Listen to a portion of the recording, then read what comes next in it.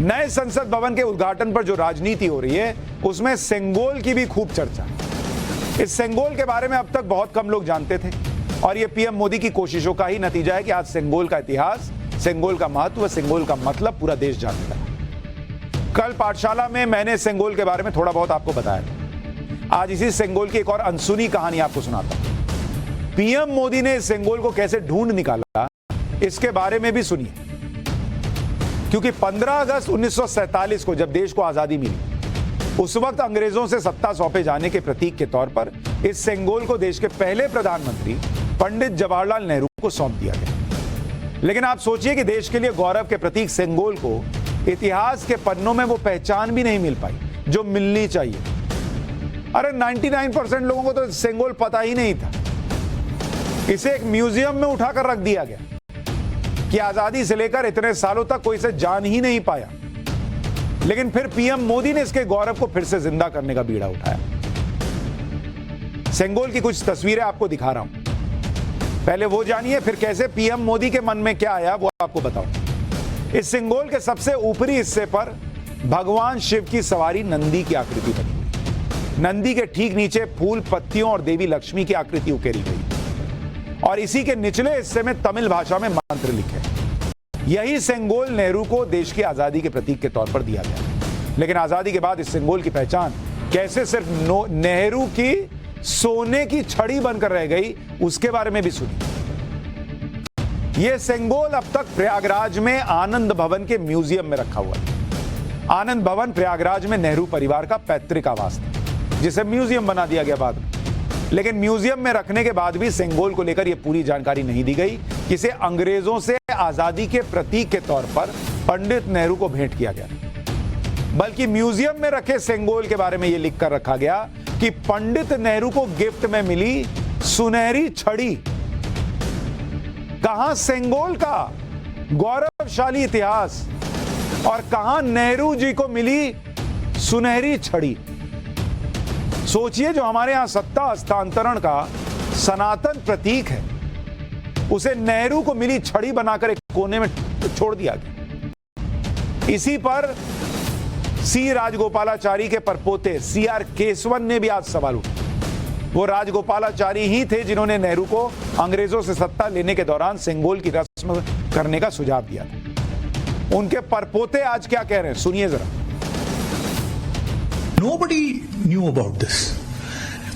This scepter has been kept in a museum in Allahabad, saying it was a golden walking stick presented to Pandit Nehru. And this is not a walking stick. It has so much of spiritual and historical significance.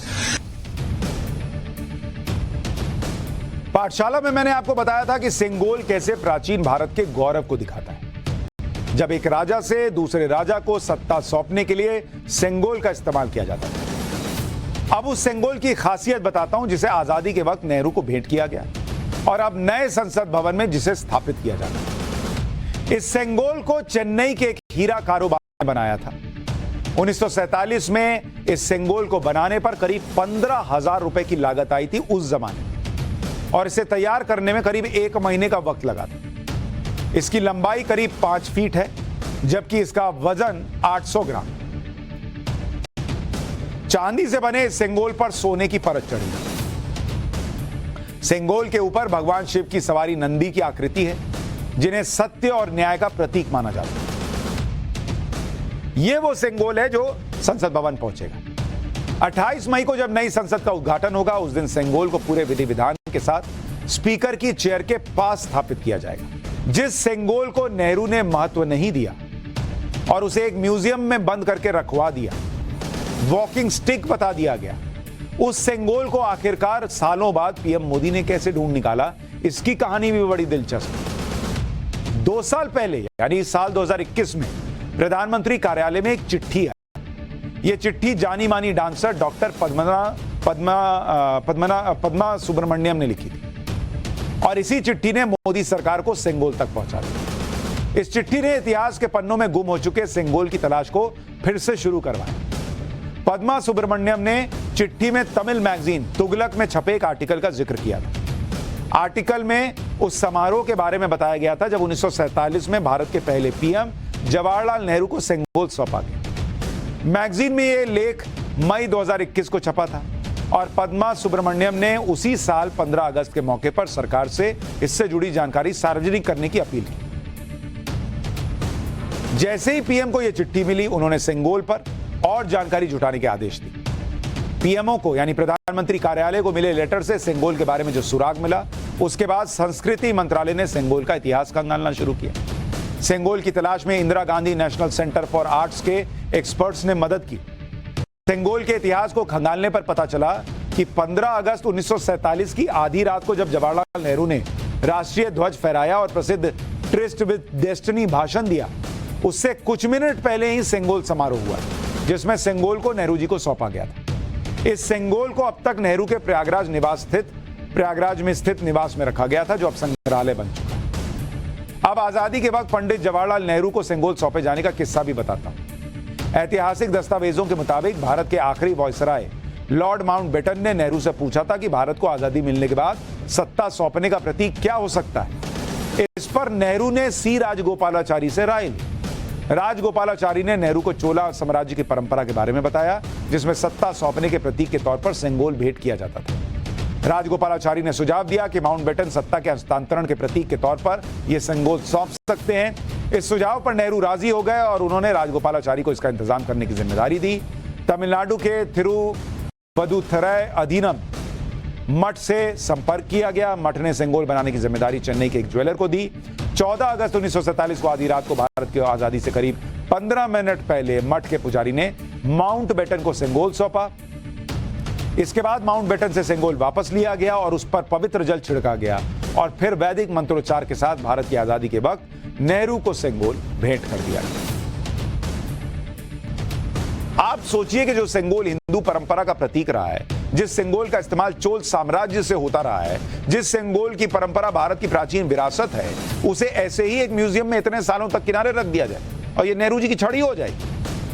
लेकिन जब नरेंद्र मोदी को इसके बारे में पता चला, उन्होंने ढूंढा, रिसर्च करवाई, फिर इसको लगाने का फैसला किया, तो आप कह रहे हैं कि सेंगोल की पूरी कहानी बकवास है, बोगस है। सेंगोल को लेकर कांग्रेस नेता जयराम रमेश ने ट्वीट किया। जयराम रमेश ने कहा कि बात सही है कि 1947 में नेहरू जी को सेंगोल किया गया था, लेकिन इस बात का कोई सबूत नहीं है कि सेंगोल को सत्ता हस्तांतरण के प्रतीक के तौर पर माउंटबेटन ने नेहरू जी को दिया। इससे जुड़े सारे दावे झूठ और फर्जी। अब एक बेसिक प्रश्न पूछा जाए, कोई इनसे पूछे कि सत्ता का हस्तांतरण हो रहा है, इतना इंपॉर्टेंट काम चल रहा है, जिस सेंगोल को ये लोग नेहरू जी की छड़ी बताकर म्यूजियम में रख दिए, किसको इतनी फुर्सत थी भाई कि सत्ता का हस्तांतरण चल रहा है और वो नेहरू जी को छड़ी गिफ्ट करने आए हैं और नेहरू जी भी फ्री बैठे हैं कि अच्छा इतना इंपॉर्टेंट टाइम है, तुम छड़ी लेके आए हो, लाओ दे दो। लेकिन सेंगोल की कहानी को बोगस बताने वालों को तमिलनाडु के मठ थिरुवदुथुरई अधीनम ने जवाब दिया। यह वही मठ है जिससे नेहरू को सेंगोल भेंट करने की जिम्मेदारी मिली। मठ ने अपने आधिकारिक बयान में कह दिया कि कुछ राजनीतिक दलों की बातों से उन्हें बहुत पीड़ा हुई है। यह कहा गया कि 1947 में सत्ता हस्तांतरण से जुड़ी सेंगोल की कहानी झूठी है, लेकिन अलग अलग रिकॉर्ड्स और मठ के रिकॉर्ड में इस घटना का पूरा ब्यौरा है कि सत्ता हस्तांतरण के प्रतीक के तौर पर दिखाने के लिए मठ को पूजा पाठ रीति रिवाज के लिए बुलाया गया। हमारे मठ ने सी राजगोपालाचारी के कहने पर सेंगोल को बनवाया और फिर इसे लॉर्ड माउंटबेटन को दिया। माउंटबेटन से इसे वापस लेकर पूरे रीति रिवाज के साथ पंडित जवाहरलाल नेहरू को दिया गया। जिन मुख्य पुजारी ने पंडित नेहरू को सेंगोल दिया, उन्होंने कहा था कि यह भारत के स्वराज का प्रतीक है। इसलिए यह कहना कि यह सब कहानी झूठी है, यह मठ की विश्वसनीयता पर प्रश्न चिन्ह लगाना है और सेंगोल के महत्व को कम करने की कोशिश है। लेकिन मुझे तो कांग्रेस की पॉलिटिक्स ही समझ में नहीं आई, इतनी कंफ्यूज्ड पॉलिटिक्स। अरे आपके पास तो सुनहरा मौका था कि आप कहते देखिए हिंदुओं की बात तो नेहरू जी ने शुरू की थी, सेंगोल से को सत्ता का प्रतीक बताकर सत्ता हस्तांतरण का प्रतीक बता, वो मौका भी गवा दिया मोदी विरोध के चक्कर में। अरे कहानी ही बेकार है। बात अब सच सामने आ गया और वो लोग अलग आहत हो गए कि बताइए हमसे के मोदी नेहरू जी को दिलवाए, अब कह रहे हैं कि कुछ हुआ ही नहीं। नई संसद की वो तस्वीरें आ गई हैं जिसका सबको इंतजार था, और ये तस्वीरें जो भी व्यक्ति देखेगा जो यहां दिल से भारतीय है उसको गर्व महसूस होता है। नई संसद के एंट्री गेट से लेकर ऊपर लगा विशाल अशोक स्तंभ, सब दिख रहा है इन तस्वीरों। पुरानी संसद के बगल में तिकोने आकार में शानदार नई संसद की बिल्डिंग दिख रही है। अंदर लोकसभा और राज्यसभा का विशाल सदन दिख रहा है।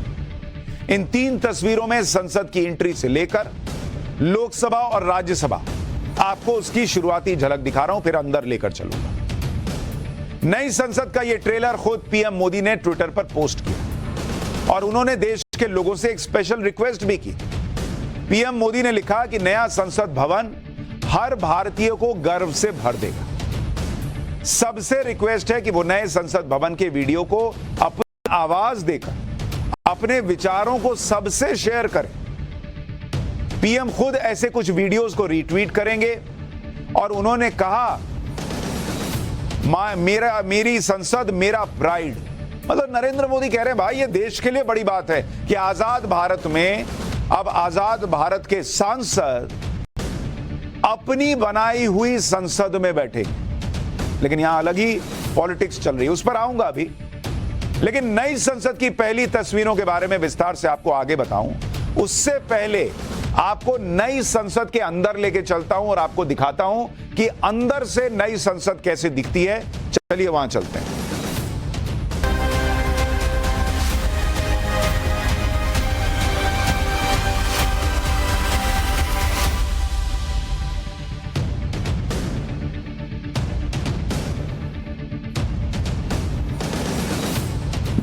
तो भैया अब हम पाठशाला में आपको नई संसद भवन के अंदर लेकर आए हैं, जहां पर सबसे बड़ा विवाद यही चल रहा है कि इसके अंदर कौन कदम रखेगा और कौन नहीं रखेगा। कुछ लोगों ने पहले ही मुंह फेर लिया है, लेकिन आपको मुंह फेरने की जरूरत नहीं है। आप देखिए आज इस संसद भवन के अंदर क्या जबरदस्त व्यवस्था की गई है। क्या जैसे ही आप संसद भवन में एंट्री करते हैं तो आपको ये जो एरिया दिख रहा है ना, ये नजर आएगा। और जहां पर मैं खड़ा हूं ये सेंट्रल लॉन्ज, इसका नाम रखा गया है संसद भवन का, नई संसद का सेंट्रल लॉन्ज है। यहां पर अगर आप देखेंगे पौधे लगे हुए हैं, अच्छी खूबसूरत जगह है। तो यहां पर लोग आकर जब निकलेंगे, एक सदन से दूसरे सदन में जा रहे हैं, एंट्री कर रहे हैं, तो एक दूसरे से मिल सकते हैं, बात कर सकते हैं। अच्छा, अगर आप मेरे लेफ्ट साइड में जो ये वाला हिस्सा देख रहे हैं, इसमें जो ऊपर का फ्लोर है वहां पर लोकसभा बनी हुई है, और जो ये राइट साइड का हिस्सा देख रहे हैं वहां पर राज्यसभा बनी हुई है। और उन दोनों के अंदर भी अभी आपको लेकर चलूंगा कि लोकसभा और राज्यसभा अंदर से कैसे दिखती है, आपको वो भी दिखाऊंगा। लेकिन ये जो एरिया है ना, इसके बारे में भी थोड़ा सा आपको बता देता हूं। यहां पर अगर आप एक चीज गौर कर रहे होंगे कि एक तो ये संसद के बीचों बीच है, दूसरा कॉमन एरिया है, यहां लोग आकर मिलेंगे, बातचीत करेंगे। साथ में यहां पर खूबसूरत फूल तो लगे ही हुए हैं, आसपास जो आप देख रहे हैं ये सारे फूल पत्ते लगे हुए हैं। लेकिन बीच में अगर आप देखेंगे ये बड़ा विशालकाय बरगद का पेड़ लगाया गया है यहां पर। और इसे बहुत लोग नहीं जानते होंगे, बरगद का पेड़ हमारा राष्ट्रीय पेड़ भी है। लेकिन बरगद के पेड़ की एक और खासियत है। एक तो ये जो बरगद का पेड़ है ये बहुत ऑक्सीजन उत्सर्जित करता है, मतलब दिन में करीब 20 घंटे कहते हैं ऑक्सीजन बनाता रहता है, निकालता रहता है। तो जो सांसद अंदर तनाव में आ जाएंगे मोदी जी का भाषण सुनकर, या अंदर नारे लगाकर सांस फूल जाएगी, तो बाहर आके भर फेफड़ा जो है यहां पर इस बरगद के पेड़ से ऑक्सीजन ले सकते हैं। दूसरा, कुछ लोगों को दिक्कत भी होगी, उनकी सांस फूल जाएगी। जब अगली बात बताऊंगा कि इस बरगद के पेड़ का जो है वो आध्यात्मिक महत्व है। हिंदू धर्म में कहा गया है कि बरगद के पेड़ में ब्रह्मा, विष्णु और शिव तीनों का स्थान है।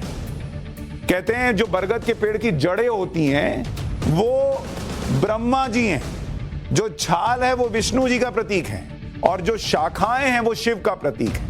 तो यहां भी जिन लोगों को अभी सेंगोल से दिक्कत हो रही है, यहां घुसते ही उनको हिंदुत्व का एक और परिचायक दिखेगा, ये बरगद का पेड़।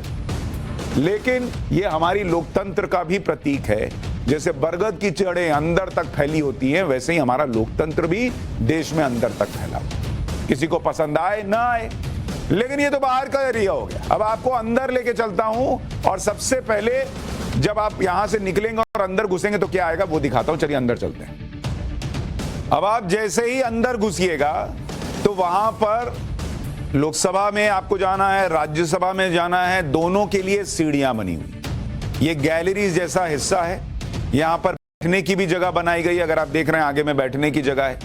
सीढ़ियां आपको नजर आ रही हैं, बड़ी खूबसूरत सीढ़ियां बनाई गई हैं जिनसे आप लोकसभा तक जा सकते हैं, राज्यसभा तक जा सकते हैं। जिनको दिक्कत है उनके लिए लिफ्ट भी होगी और बीच में बड़ा शानदार फाउंटेन भी लगाया गया है। अब ये मुगल कालीन है या नहीं है मुझे नहीं पता, लेकिन फाउंटेन तो है। तो अब यहां से इन्हीं सीढ़ियों से होते हुए जरा लोकसभा तक जाने का प्रयास करते हैं और देखते हैं वहां क्या दिखता है। चलिए, अब जब आपको लोकसभा में जाना है तो उसके लोकसभा के दरवाजे से, ये जो मेरे पीछे आप दरवाजा देख रहे हैं, ये आपको लोकसभा के अंदर लेके जाएगा। लेकिन उस दरवाजे में घुसने के पहले भी ये एक शानदार सा एरिया बना हुआ है जहां पर सांसद खड़े होकर बातचीत कर सकते हैं। कई बार आप सिनेमा नहीं देखने जाते हैं, सिनेमा में भी जाते हैं तो थिएटर में घुसने के पहले आप देखते होंगे बाहर ऐसा ही शानदार एरिया रहता है, पॉपकॉर्न बिक रहा है, वहां पर कोल्ड ड्रिंक बिक रही है। तो ये वो एरिया नहीं है, वहां पर ऐसा कुछ बिक नहीं रहा होगा। लेकिन यहां पर भी आपको इस नए संसद भवन की भव्यता का एहसास होगा, क्योंकि मैं बार बार ये कह रहा हूं कि भाई ये नया संसद भवन जो है, जो अंग्रेजों ने बनाया था उससे भी शानदार है। मतलब आपको एक गौरव फील होना चाहिए ना भाई कि हमारा संसद भवन आजादी के बाद हमने खुद बनाया। लुटियन सुनते थे, उससे बेहतर बना के रख दिया है सामने। और क्यों कह रहा हूं उससे बेहतर बना के रख दिया है, आपको दिखाता हूं, जरा इसके अंदर लेके चलता हूं, वो भी आप देखिएगा। और अब हम आ चुके हैं नई लोकसभा के अंदर, और ये इतना शानदार है कि हर आदमी का दिल करेगा कि वो भी संसद में चुनकर आए। जैसे हमने आपको कुछ दिन पहले शीश महल दिखाया था, तो हर आदमी का दिल करने लगा था कि वो भी दिल्ली का मुख्यमंत्री बन जाए ताकि शीश महल में रहने को मिले। लेकिन ये तो देश की जनता का अपना हिस्सा है, क्योंकि उसका प्रतिनिधि यहां चुनकर आएगा। तो आपका मन करेगा कि मैं भी सांसद बनूं, मैं भी पॉलिटिक्स में आऊं। ये जो जगह है ये लोकसभा है, और अगर आप मेरे पीछे देखेंगे ये जो सीट आपको दिख रही है, ये लोकसभा के स्पीकर के बैठने के लिए जगह है, जहां लोकसभा के स्पीकर बैठेंगे। और इस नई संसद के अंदर, इस नई लोकसभा के अंदर अगर आप देखेंगे, यहां पर करीब 800-850 से ज्यादा सांसदों के बैठने की व्यवस्था की गई है। कुछ लोग अभी हंगामा ये भी कर रहे थे, वो सत्यपाल मलिक वगैरह कह रहे थे कि ये आखिरी चुनाव है, इसके बाद मोदी जी जो है वो चुनाव ही नहीं कराने वाले। अरे चुनाव नहीं कराने वाले हैं तो ये ज्यादा सीट वाली लोकसभा बनाए। खैर, जिसको जो बोलना है आजकल बोलता है, इसमें फर्क क्या पड़ रहा है। तो इसमें राष्ट्रीय पक्षी मोर यानी पीकॉक की थीम पर इसको बनाया गया है। इसमें अगर आप नीचे कारपेट देख रहे हैं, हरे रंग की कारपेट लगाई गई है, जैसा पुरानी लोकसभा में भी। चमचमाती सीलिंग है, एकदम मजेदार, झकाझक, लाइट पूरी आ रही है। अच्छा, अगर आप पीछे दीवार देखिएगा तो आपको ऐसा लगेगा जैसे वो यूनाइटेड नेशंस में लोग बोलने जाते हैं, वहां पे जिस तरह की दीवार है वैसा है। वहां पर लोकसभा की स्पीकर और उनके नीचे जो है, जो लोग उनके अधिकारी बैठते हैं, जो कार्यवाही में मदद करते हैं, वैसी 10 कुर्सियां लगाई गई जैसा पुरानी संसद में था। यहां पर वेल भी है, तो जो सांसद जाके हंगामा करते हैं उनके लिए वेल बनी हुई है। ऐसा नहीं कि उसको मोदी जी ने हटा दिया कि तुम लोग हंगामा मत करो। लोकसभा अध्यक्ष की चेयर के ठीक ऊपर अगर आप देखेंगे, ये देखिए अशोक चक्र बना हुआ है, जो कि हमारे पूरे लोकतंत्र का एक बड़ा इंपॉर्टेंट प्रतीक है। जो अंदर की दीवारें हैं, अगर आप गौर करेंगे, चारों तरफ दीवार देख रहे हैं, इसमें लकड़ी की कोटिंग की गई, तो वो अपने आप में और खूबसूरत बना दे रही है उसको। और जैसे ही आप लोकसभा भवन में एंट्री करेंगे, आपके सामने 2 LED स्क्रीन है, एक इस तरफ है और एक इस तरफ लगी हुई है। और इसमें लाइव स्ट्रीमिंग चलती रहेगी, बड़े बड़े कैमरे लगा दिए गए हैं, 360 डिग्री व्यू कवर होगा। तो अब हो सकता है कई लोगों को ऐसा लगेगा कि अरे यार, इसमें तो हम दिख रहे हैं तो और ज्यादा प्रदर्शन ना करते, हंगामा ना कर दें। कई लोगों को यह चिंता होगी कि इसमें हम नहीं दिख रहे हैं, इसका मतलब हमको दिखा नहीं रहे हैं क्या। लेकिन ये पूरी कार्रवाई जो चल रही है, क्या हंगामा चल रहा है, क्या बातें हो रही है। मान लीजिए आप बहुत पीछे बैठे हैं, तो बड़ी लोकसभा है, आपको नहीं दिख रहा है, तो आपको बड़ी स्क्रीन पे दिखेगा, जैसे मैच में होता है वैसा फील आएगा आपको। भाई आप स्टेडियम में कहीं बैठ गए, अब कोहली ने रन मारा, आपको दिख ही नहीं रहा है, तो यहां से मोदी जी बोल रहे हैं, आपको साफ दिखेगा, राहुल जी बोल रहे हैं, वो साफ दिखेगा। इतना शानदार इसको बनाया गया। अब आपने नई संसद का सेंट्रल लॉन्च देख लिया, लोकसभा में एंट्री कैसे होती है वो देख लिया। अब जरा आपको राज्यसभा लेके चलता हूं और दिखाता हूं कि राज्यसभा में कैसी स्थिति है। और अब लोकसभा के बाद हम सीधे राज्यसभा में आ चुके हैं, जहां अगर आप देखेंगे तो पीछे सभापति की कुर्सी लगी हुई है, और नई लोकसभा की तरह राज्यसभा में भी सभापति की कुर्सी के ऊपर ये आप देखिए शानदार अशोक चक्र लगा हुआ है।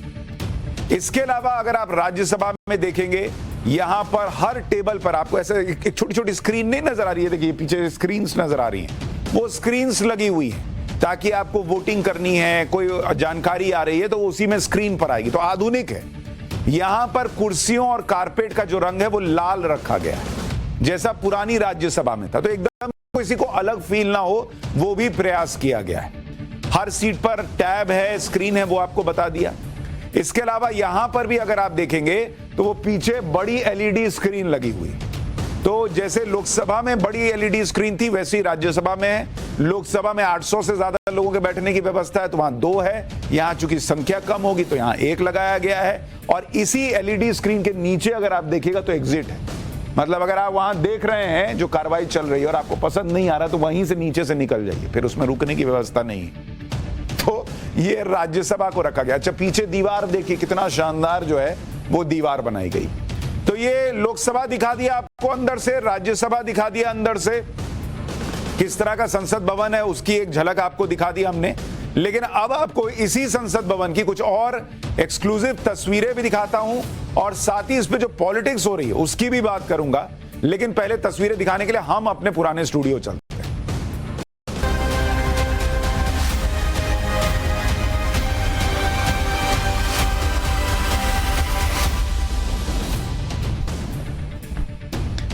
तो आपको नई संसद भवन दिखा दी अंदर से, लेकिन अभी बहुत कुछ दिखाना बचा, तो वो शुरू करते हैं दिखाना।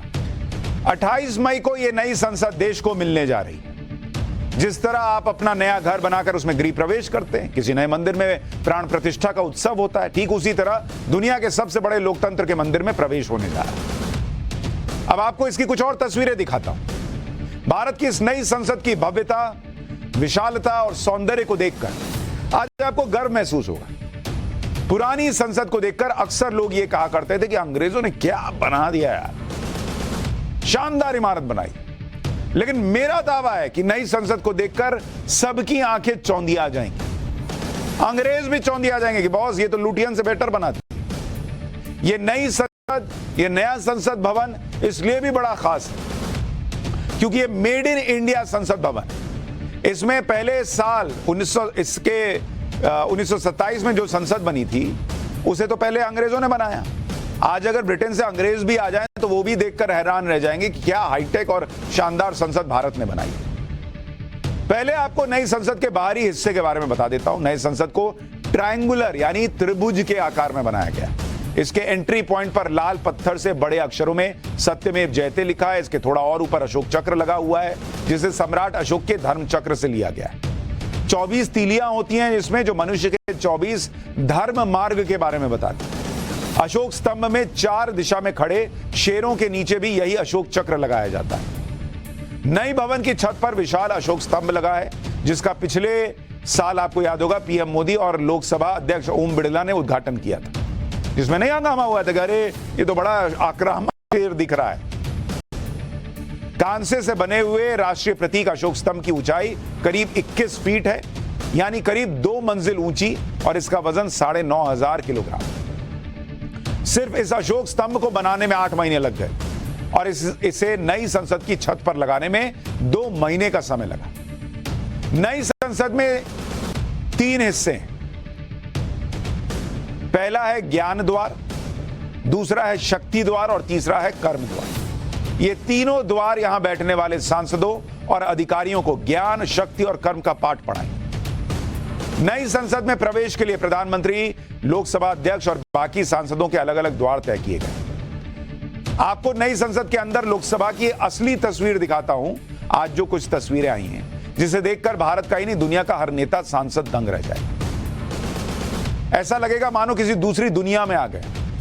बड़ी बड़ी फिल्मों के इतने भव्य सेट नहीं होते। जैसा आपको बता रहा था कि मोर की थीम पर इसको बनाया गया है। हरे रंग की दीवार है। अब ऊपर से एंगल देखिए ना भाई, 888 सांसद इसमें बैठ सकते हैं। और जब इसका ड्रोन एंगल है, मतलब ऊपर से देख रहे हैं, तो आपको इसकी भव्यता पता चलती है और कितनी फ्यूचरिस्टिक सोच है। अभी 550 542 सांसद हो सकते हैं के करीब, और वहां से 888 ले जाना, सोचिए लोकतंत्र को कहां ले जाने का प्रयास है। और यहां लोग कहते हैं लोकतंत्र की हत्या कर रहे हैं मोदी जी। अच्छा, इसमें क्या होता था, पुरानी संसद जो थी उसमें एक सांसद उठा, उसको बीच से जाना पड़ रहा है तो सब डिस्टर्ब हो रहे, इस तरह का माहौल बन जाता था। यहां ऐसी व्यवस्था है कि आराम से आप निकल जाएंगे, दूसरा कोई डिस्टर्ब ही नहीं हो रहा है। नए लोकसभा हॉल में 888 सांसदों के बैठने की जगह है, लेकिन अगर जॉइंट सेशन हो गया लोकसभा और राज्यसभा का, तो इसमें 1272 लोग जो है वो बैठाए जा सकते हैं। इस हॉल में सांसदों के बैठने के लिए बहुत बेहतर व्यवस्था है।